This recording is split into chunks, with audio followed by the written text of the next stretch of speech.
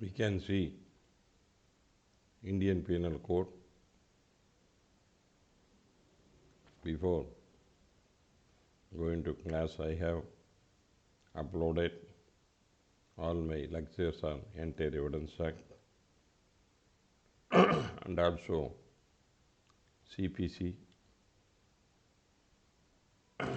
part of the CRPC and part of the Indian Penal Code in my YouTube channel, namely Ilango Ramasamy Advocate. If you want to go through it, kindly go to my channel in YouTube, get it. You are not subscribing my channel, kindly click the word subscribe. Thank you. Then now, already in the last previous class, we have seen up to section 81, exception to the offenses. இதுவரை ஒரு குற்றம் செய்தாலே ஒரு நபர் செய்தால் அது குற்றம் இல்லை, குற்றம் செய்தாலே அது குற்றமில்லை.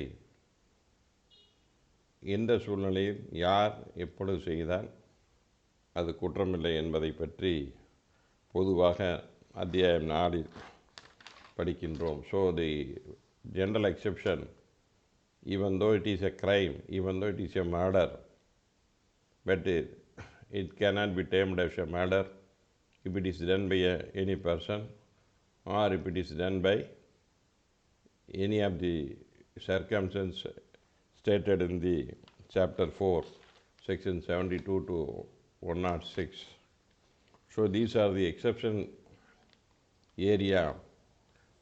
Within the purview of this area, there is an exception to an offense, even though it is an offense, but it is committed under various circumstances enumerated in the, it attracts any of the situation covering section 76 to 106. இந்த இந்திய தண்டனை சட்டத்தில் 76 முதல் 106 வரை உள்ள சட்டப்பிரிவுகளில் சூழ்நிலையில் கூறப்பட்டால் நபர்களால் ஏதாவது ஒரு குற்றம் செய்தால் அது குற்றம் ஆகாது என்பதை இந்திய தண்டனை சட்டப்படி அது குற்றமாக இருந்தாலும் அது குற்றமாகாது என்று, அது யார் யார் என்ற சொல்லை என்பதை படிக்கின்றோம். 82, generally child below 7 years, so they did not know what are the act is done by them. குழந்தைகளுக்கு தான் என்ன செய்கிறோம் என்று தெரியாது, அது என்ன நடக்கும் என்றும் தெரியாது, அதனுடைய விளைவுகளை பற்றியும் பொதுவாக குழந்தைகளுக்கு ஒரு புரிதல் தன்மை இல்லாது அது என்ன சந்தோஷமாக எதை வேணாலும் செய்யும். ஆகவே குழந்தைகள் 7 வருடம் வரை அதற்கு எதையும் ஒரு புரிந்து கொள்ளும் சக்தி இல்லை. So children are doing their acts without any intention, without knowing the consequence. So up to 7 years, the British people fixed the age as 7 years. So 7 years, up to 7 years, they could not understand what is happened when an act is done. But also they have no knowledge or intention to do any act. குழந்தைகளுக்கு ஒரு செயலை செய்ய வேண்டும் என்னமோ ஒரு கருத்தோ இருக்காது, தப்பான செய்களை செய்வதற்கு ஒரு எண்ணமோ. So the child under the is not able to understand the things what this consequence done by without knowledge and without any intention. They are doing their acts as and whims and அவங்க பிரியமாக என்ன வேணாலும் அவங்களுக்கு தெரிஞ்சது செய்கிறாங்க. அதனால் எதாவது வந்தால் so what ever it is, that is the nothing is an offence which is done by a child under 7 years old. So if anything is done by a child, so ஒரு குழந்தை 7 வயதிற்கு கீழுள்ள எந்த குழந்தையும் எந்த செய்தாலும் அது இந்திய தண்டனை சட்டத்தில் குற்றம் என்று ஆகாது. Any act is done by a child under 7 years, whatever it may attract the offense of the Indian Penal Code, but it is not an offense. It is an exception குழந்தைகள் செய்யும் செய்கைகள் குற்றமாக இருந்தாலும் குற்றமில்லை என்று விதிவிலக்கு 7 வருடம் கீழ் எந்த குழந்தை எது செய்தாலும் அது குற்றமாகாது என்று ஒரு விளக்கு அளிக்கப்பட்டுள்ளது. So nothing is an offence which is done by a child under 7 years old. That is the basic object of the law. So whatever the act is done, any case cannot be registered against a child under 7 years. எந்த குற்றம் எந்த செய்கை செய்தாலும் அதற்காக 7 வயதிற்கு கீழ் அந்த குழந்தையின் மீது எந்த வழக்கும் பதிவு செய்ய முடியாது. That is the object of the Indian Penal Code. Then they grown up after 7 years. They will do with the instigation of some of the elders. 7 வயதுக்கு மேலே பார்த்தீங்கன்னா யாராச்சும் சொன்னால் அது செஞ்சுருவாங்க. கொஞ்சம் அதுக்கு யாராச்சும் இப்படி போய் அதை அடிச்சுட்டு வா அப்படின்னா அடிச்சுட்டு வருவாங்க. ஸோ அந்த மாதிரி சொன்னால் அந்த மாதிரி இருக்கிற கட்டத்தில் after 7 years up to 12 years. So the time gap be fixed after completion of 7 years and up to 12 years.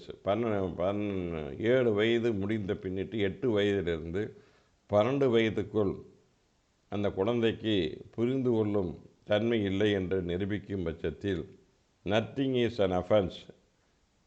அந்த குழந்தை செய்யும் எந்த செய்யும் அஃபென்ஸ் ஆகாது. Which is done by a child, ஒரு குழந்தையினால் செய்யும். எபோவ் 7 years, 7 வருடத்திற்கு மேல் 12 வருடத்திற்குள் ஒரு குழந்தை செய்யப்படும் எந்த செயலும் குற்றம் ஆகாது. So whatever the act is done by a child above the 7 years and below 12 years is not an offense. That is the who has not attained sufficient maturity of understanding to judge the nature and consequence of the conduct of that occasion. So the child is not, you have to establish that whatever is done by the child under above 7 years and below 12 years, you have to establish that the child is immature. He did not understand the consequence, what happened, what is the act done by him.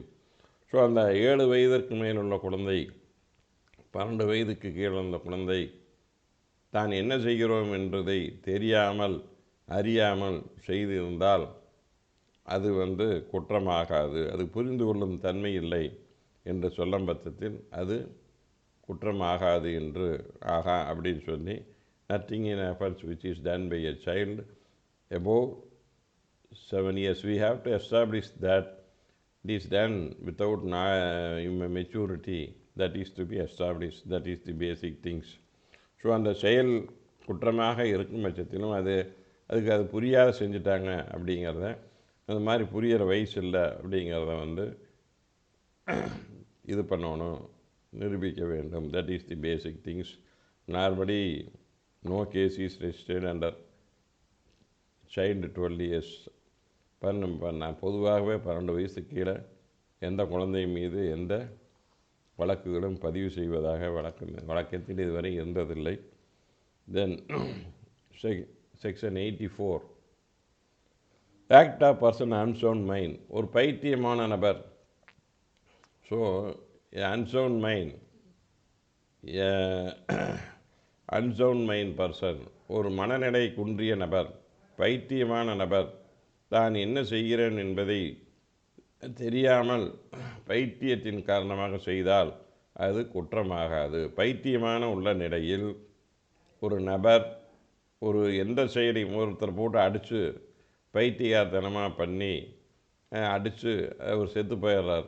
So அவர் பைத்தியமாக இருந்தார். அந்த அடித்து சாகடிக்கிற போது அவருக்கு என்ன நடக்குன்னே தெரில, மென்டலாக not fit, அவர் பைத்தியமாக இருந்தார் என்பதை நிரூபிக்கும் பட்சத்தில் அது குற்றமாகாது. So whenever a defense is taken, a person committed an offense with the unsound mind, then you have to substantiate that at the time of commission of offense he is of unsound mind. So that is the plea is taken. It is a burden is lays on the person who takes such a plea. So the burden of proof is generally lies on the person who is of unsound mind. So யார் அந்த குற்றச்சாட்டு சாட்டப்படுகிறதோ அந்த நபர் பைத்திய நிலையில், மனநிலை சரியில்லாத நிலையில் ஒரு கொலையே செய்தாலும் அது கொலை ஆகாது. வேறு திருட்டு குற்றமோ அல்லது காயம் ஏற்படுத்தினாலோ அது போன்ற எந்த செய்கையை செய்தாலும் இந்திய தண்டனை சட்டத்தில் எந்த ஒரு குற்றத்தை செய்தாலும் அது குற்றமாகாது என்று சொல்லப்படுகிறது. ஆனால் ஒரு நபர் மனநிலை சரியில்லாத நிலை, பைத்தியமான நிலையில் தான் இந்த குற்றத்தை செய்தார் என்பதை நீதிமன்றத்தில் நீங்கள் ஒரு வாதம் வைக்குமானால் அந்த வாதத்தை நிரூபிக்க வேண்டிய கடமை அந்த டிஃபென்ஸ் சைடுக்கு உண்டு, எதிரி தரப்புக்கு உண்டு. ஸோ அந்த மாதிரி அவருக்கு மனநிலை சரியில்லாத இருந்தார், ஆனால் இந்த செய்து விட்டார், கொலை செய்து விட்டார், அல்லது ஒரு கொலை செய்ய முயற்சி செய்தார் அல்லது திருடி விட்டார் என்று நீங்கள் ஒரு வாதத்தை வைக்க வேணால் அந்த குற்றம் நடைபெற்ற பொழுது அவருக்கு பைத்தியமாக இருந்தார் அல்லது மனநிலையில் இருந்தார் என்பதை நிரூபிக்க கடமைப்பட்டவர்கள். So that is the defence is taken. So that is the whatever the defence is taken within the purview of the general exception you are bound to prove it. So அந்த ஜென்ரல் எக்ஸெப்ஷனில் எந்த defence எடுத்தீங்கனாலும் அந்த டிஃபென்ஸை நீங்கள் நிரூபிக்க கடமைப்பட்டவர். So you have to careful while taking the defence. So இந்த ஜென்ரல் எக்ஸெப்ஷனில் விதிவிலக்கான பிரிவுகளில் உங்கள் குற்றம் நடந்துள்ளது என்பதை நீங்கள் ஒரு வாதம் வைத்தால் அதனை நிரூபிக்க வேண்டிய கடமை எதிரி தரப்புக்கே உள்ளது. That is the basic things. That is the burden of proof is always like whenever a accused is claiming any exception within the purview of chapter 4, then he is bound to prove it. So இந்த 4வது அத்தியாயத்தில் உள்ள விதிவிலக்கினை யாராவது ஒருவர் தன்னுடைய வாதமாக வைக்கும் பட்சத்தில் அதை நிரூபிக்க வேண்டிய கடமை அந்த எதிரிக்கே உள்ளது. That is the basic things. I will read the case laws for the section 84. Entitlement claim defence. அந்த கிளைம், அந்த டிஃபென்ஸ் கிளைம் பண்ணோன்னா எப்போ கிளைம் பண்ண முடியும்?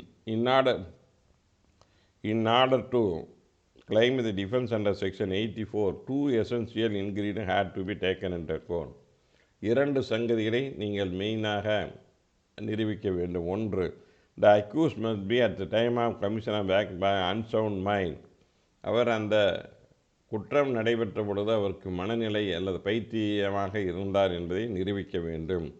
The unsound mind must be such to make the accused at the time he is doing the act charged incapable of knowing nature of what is either wrong or contrary to law. அந்த பைத்தியகாரம், அந்த மனநிலை சரியில்லாத காரணத்தினால் தான் சட்டத்திற்கு புறம்பான காரியத்தை செய்கிறோம் என்பதை அவருக்கு அறியாமல் செய்துவிட்டார் என்பதை நிரூபிக்க வேண்டும். So he is of unsound mind and also he did not know the consequence. He had no knowledge about the consequence of the act. What is the crime is done by him. அந்த செயலை எந்த சூழ்நிலையில் செய்தார், அந்த சூழ்நிலையை அவருக்கு அறிந்திருக்க முடியவில்லை. தெரிந்திருக்கிற அளவுக்கு அவர் அந்த நிலையில் மனநிலை, நல்ல அறிவு, திடகாத்திரமான புரிதல் இல்லை, அறிவும் இல்லை. ஆகவே அந்த சூழ்நிலையில் அந்த செய்கையின் விளைவினை தெரியாமல் செய்துவிட்டார் என்பதையும் 2 சங்கதிகளையும் நிரூபிக்க வேண்டும். That is the நியோமிங் NAEEM versus State 2004-2 Tamil Nadu law reporter page 489 Madras. Our Madras high court ruling. Claim of exception there under yet another case law TN Lakshmanaya versus State of Karnataka 2007 1 Part 7 Supreme 658 equivalent citation 2002 MLJ Criminal page 286 Supreme Court. What is the ruling held by the Supreme Court?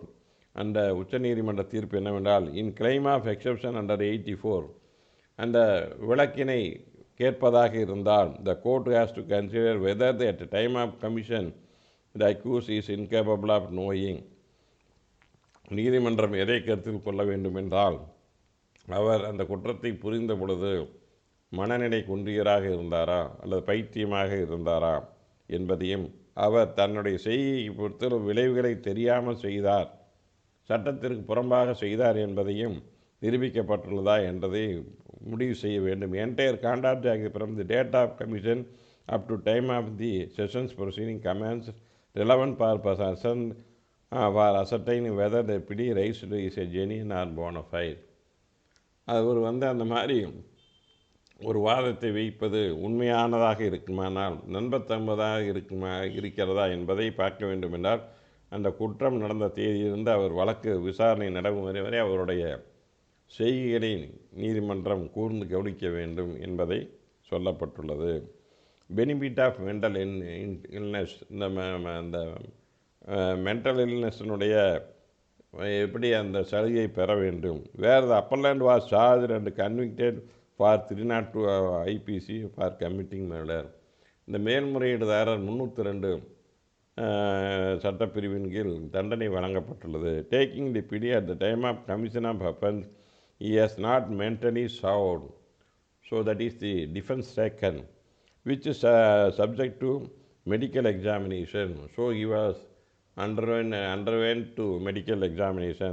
Since the prosecution failed to produce the medical report, the prosecution fails to, even though he underwent a medical test, but the prosecution failed to that medical report, had not examined the doctor. When the PD of illness is supported by the PW 220 investigation officer, அதில் doctor விசாரித்து அவர் நல்ல நிலையில் இருந்தார் என்பதை prosecution side நிரூபிக்கவில்லை. அவரை விசாரித்த மருத்துவரையும் விசாரிக்கவில்லை. It was held that entire, அதில் புலனாய்வு அதிகாரி அவருக்கு பைத்தியமாக இருந்தார்னு அட்மிட் பண்ணி, is admitted by the IO that he is a mentally illness person. That is it was held that entire trial go to vitiated. அந்த ட்ரையல் முழுவதும் தவறானது. Accuse entitle to benefit of under section 84. So அந்த எதிரிக்கு இந்த இந்திய தண்டனை சட்டம் 84 பிரிவின் சலுகை அருகதையுடையவர் என்று அவரை விடுதலை செய்கிறது. That is the Thangadurai Nadar versus state 2002 law vehicle criminal, page 324 Madras. Equivalent citation 2002 second part CTC page 147 Madras. That is the basic things of section 84. So many citations are there. You can go through it, and only few of them. Then section 85, act of person incapable of judgment by reason of intoxication caused against the will. ஒருவனுக்கு கூட்டிகிட்டு போய் section 85, a person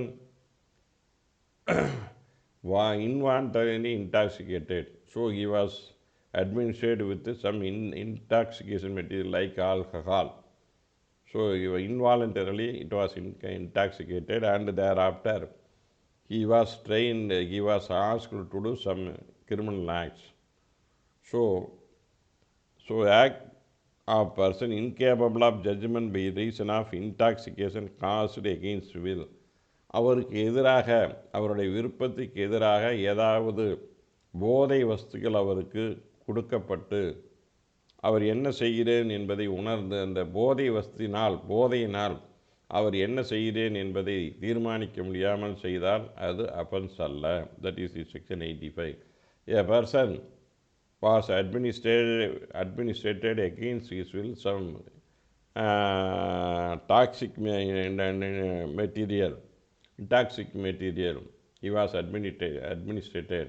Then after that he was under the intoxication to do some acts, and without knowing the consequence of the act due to the intoxication, then the offense is not made out against him. He is entitled to benefit under section 85.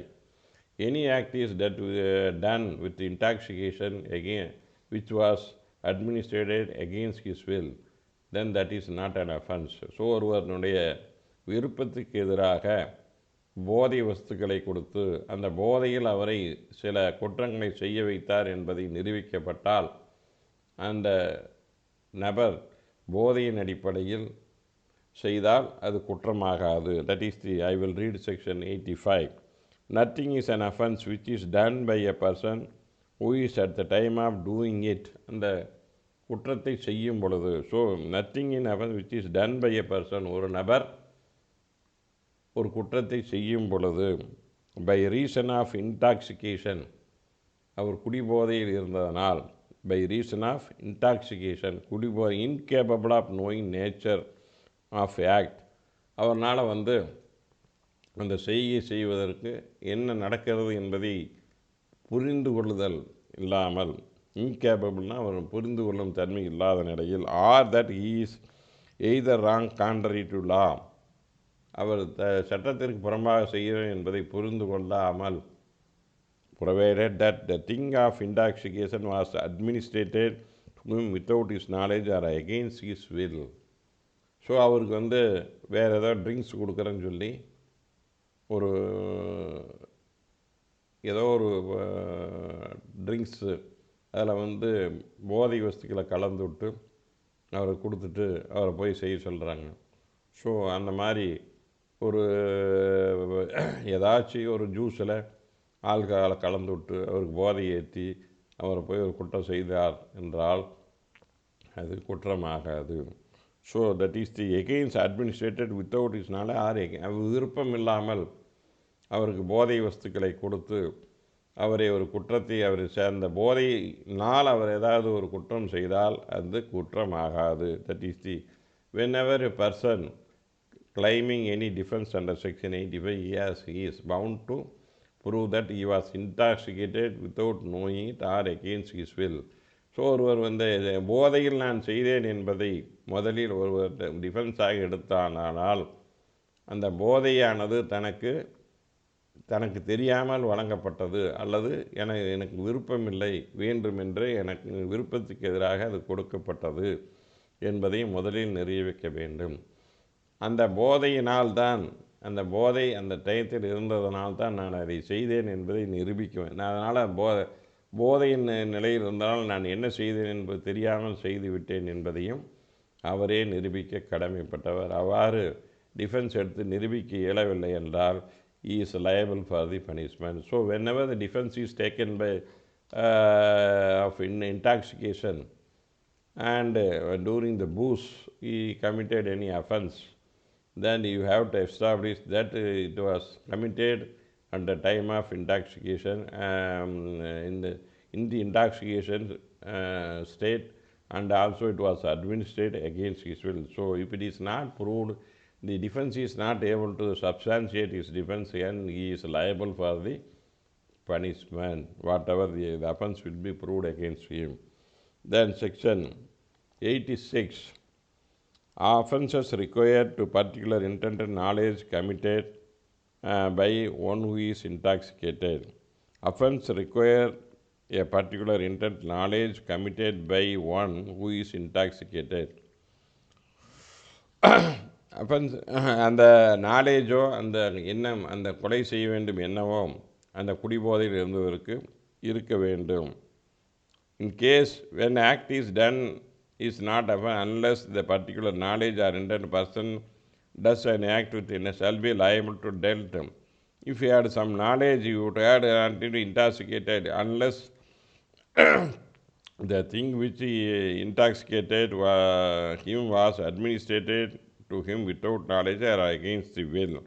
தனக்கு எதிராக, தன்னுடைய விருப்பத்துக்கு எதிராக, that is the similar section, தன் விருப்பத்துக்கு எதிராக அந்த போதை வஸ்துக்கள் கொடுக்கப்பட்டது என்பதையும் அவர் நிரூபிக்க வேண்டும் என்பதுதான் இந்த பிரிவின் அடிப்படையாகும். ஸோ நாலேஜ் இல்லை, offense requiring particular intention or knowledge committed by one who is intoxicated. அவருக்கு இன்டென்ஷன் இருந்தது அப்படின்னா, இப்போ ஒருத்தன் கொலை பண்ணணும்னு முடிவு வச்சுருக்கலாம், ஆல்ரெடி எனிமிட்டி இருக்குது, அவனுக்கு ஃபுல்லாக சரக்கு ஊற்றி கொடுத்து போய் கொண்டுட்டு வா அப்படிங்கிறாங்க. ஸோ அந்த மாதிரி இன்டென்ஷன் இருக்கையில் ஒருத்தனுக்கு சரக்கு வாங்கி ஊற்றி போய் வெட்டிட்டு வான்னு சொல்லி அந்த இன்டென்ஷன் ஏதாச்சும் ப்ரூவ் ஆச்சுன்னா that will be against him. So a person is having enmity with any other person, he intended to kill, or then he was administered with drinks, and he went to do that act. Then if it is proved that the intention is there is a previous enmity is there, then then automatically the offense will attract. இந்த மாதிரி அவருக்கு ஏற்கனவே கொலை செய்யுங்கிற எண்ணம் இருந்திருக்குது. ஏற்கனவே முந்தின நாள் இந்த மாதிரி இவனை கொன்றண்டான்னு சொல்லிட்டு போனார். அடுத்த நாள் போதையில் கொண்டுட்டார் அப்படின்னு சொல்லி எஸ்டாப்ளிஷ் பண்ண ப்ராசிக்யூஷனில் then offence is made out. So previous day there is a enmity. The accused threatened the victim, deceased, I will kill you at any cost in previous day. Thereafter, next day, with intoxication, he came to the place of occurrence and committed murder with the intoxication. Then it is proved that there is an intent to kill. Then section 87, 86 is not proved. There is intention to commit murder against the victim is also taken into account. Then section 87, act not intended, not known to likely to cause death or grievous done by consent. ஒருத்தருடைய சம்மதத்தினோட ஒரு ஒன்று செய்கிறாங்க. Act not intended, not known, likely to cause death. இதை செஞ்சால் இறப்பு வரும் தெரிய, ஆனால் அந்த மாதிரி not known like grievous done by concern. அவரே இதை நீங்கள் செய்யுங்க. ஒருத்தர் ஒரு ஆப்ரேஷனே பண்ணுறாரு, ஃபார் எக்ஸாம்பிள் ஆப்ரேஷன் பண்ணியில் இறந்துடுறாரு. ஸோ அவர் டாக்டருக்கு சேவிங் தான் இருக்கிறது. ஸோ அந்த மாதிரி காப்பாற்ற வேணுங்க. அவருக்கு காசு ஆகுன்னு தெரியும். நாட் இன்டென்ட், அவருக்கு பேஷண்ட்டை சேவ் பண்ணுறதுக்கு தான் ஒரு ஆப்ரேஷனே பண்ணுறாரு. So that is the example, section 87, A and Jet agrees to fence each other for the amusement. The agreement implies that the consent is to suffer any harm which in the course of fencing may cause without foul play, and it will playing fairly hurt the A and commit no offense. இப்போ ரெண்டு பேர் ஒருவருக்கு ஒரு உத்தம் இருந்துக்கிறாங்க. உத்தம் புரியல, ஒருத்தர் அடித்து போடுறான், அவனுக்கு கை முறிஞ்சிருது. ஸோ அந்த இடத்துல பார்த்திங்கன்னா ரெண்டு பேர்த்துக்கு கன்சர்னில் ரெண்டு பேரும் சேர்ந்து போகிறாங்க. ரெண்டு பேர் ஒரு பாக்ஸிங் போகிறோம் அல்லது ஒரு கத்தி சண்டைக்கு போகிறோம். ரெண்டு பேர் கத்தி சண்டை போடுறாங்க, ரெண்டு பேர் டிஃபெண்ட் பண்ணுறாங்க. அந்த மாதிரி போடுறப்ப அந்த கத்தி சண்டையில் அவனுக்கு ஏதோ ஒருத்தனுக்கு காயமாகிறதுன்னா அது அஃபென்ஸ் வராது. That is the one of the example for section. I will read section. Nothing which is not intended to cause death or grievous hurt. So அந்த மாதிரி கிரீவியஸ் ஹர்ட்டோ அல்லது இறப்பையோ விளைவிக்க வேண்டிய எண்ணம் எதுவும் இல்லாமல், which is not known by doer to be likely to cause death or, அது அவர் சண்டை போடுறாரு, கத்தி விடுது, அவர் அந்த கிரீவியஸ் ஹர்ட்டோ டெத்தோ விளைவிக்கும் என்று தெரியாமல், is an offense by reason of harm which may cause intent to by doer cause any above 18 years of age, who has given consent. So the person who agrees for it should be above 18 years. If you want to take a defense, a victim should be above 18 years. இருந்தால் தான் நீங்கள் அந்த defence எடுக்க முடியும். So above 18 years, by recommendation, doer may cause any such a person who has consented to take the risk to that harm. So அந்த மாதிரி இப்போ போகிறாங்க, ஒரு மிலிட்ரிக்கே போகிறாங்க, இது பண்ணுறாங்க, சண்டைக்கு போகிறாங்க. அந்த மாதிரி போனால் இது தெரியும். ஸோ அந்த கன்சென்ட்டோடு பண்ணினால், ஸோ ஒரு சம்மதத்துடன் இருவரும் ஏதாவது ஒரு செய்தால், அந்த செய்கையின் மூலம் ஏதாவது கொடுங்காயமோ இறப்போ ஏற்பட்டால் அதற்கு மற்றவர் பொறுப்பாக மாட்டார். அந்த சம்மதம் என்பது இரண்டு நபர்களும் செய்கின்ற நபரும் 2 நபரும் 18 வருடத்திற்கு மேல் இருக்க வேண்டும். That is the fact. Section 87. Then 88, act not intent to cause this is the doctors, this is applicable. 88. Act not intended to cause death, done by consent in good faith for purpose of person's benefit. ஒருவரை காப்பாற்றுவதற்காக ஒரு நல்ல எண்ணத்தில் செய்து அதனால் இறப்பு வந்தால் அது இறப்பு கொலையாக, அது குற்றமாகாது. ஒருவரை காப்பாற்றும் எண்ணத்தில் அவருடைய சம்மதத்தின் பேரில் அவருடைய நலனுக்காக ஒரு சிகிச்சை வழங்கும் பட்சத்தில் அவருக்கு இறப்பு ஏற்பட்டால் அது குற்றமாகாது. So nothing which is not intent to cause death, இந்த இறப்பு இன்டென்ட் டு காஸ் நிகழ்த்தும் என்று தெரியாது. by reason of any harm which may cause intended to cause by doer cause known to die likely to cause to any person who has born in good faith. ஒரு ஆப்ரேஷனே பண்ணுறாங்க, doctor எதுக்கு பண்ணுறாங்க? So அவரை காப்பாற்றுறதுக்காக பண்ணுறாங்க. Has given consent with express. ஸோ அந்த consent வாங்கிட்டு தான் பண்ணுவாங்க operation. Suffers that harm to taken the risk of that harm. So அந்த மாதிரி ரிஸ்க் ஆஃப் தட் ஹார்ம்னா வேலை முடிஞ்சது. So nothing is so a surgeon knowing that particular operation likely to cause death of jet. So ஒரு அறுவை சிகிச்சை நிபுணர் illustration, அந்த operation பண்ணால் இறப்பு கூட நிகழலாம் என்று இது சொல்கிறாங்க. Who suffers under painful complaint but not intending to cause death of jet but intended to good faith jet's benefit performs operation on death with the consent of jet A has committed no offense. அந்த மாதிரி ஒரு operation சம்மதத்துடன் பண்ணி அந்த operation மூலம் இறப்பே வந்தாலும் அது குற்றமாகாது. So whenever a doctor does any surgery with the consent of the patient which may cause the surgery because he is under the threat of death. So in order to save from death, the surgery operation was done. In spite of that care and caution, the death could not be avoided. So that is not an offense, even though death is likely to. Protection to the professional. So இதனை comments. So provision of section 88, 93, 370 IPC given adequate protection to the profession, particularly medical profession. So இந்த பிரிவு 88 என்பது மருத்துவர்களை காப்பாற்றுவதற்காக இந்த சட்டம் இயற்றப்பட்டுள்ளது. So that is the Kusum Sharma versus Batra hospital and medical research centre 2010 2 Law Weekly page 54 Supreme Court. Right of private defense. Right of private is essential. 1. Self-protection, not right of repressal or punishment. Self டிஃபென்ஸுங்கிறது வேறு அப்படின்னு சொல்கிறாங்க. அது supreme court பத்து Singh versus state of MP AIR 2004 supreme court page 4279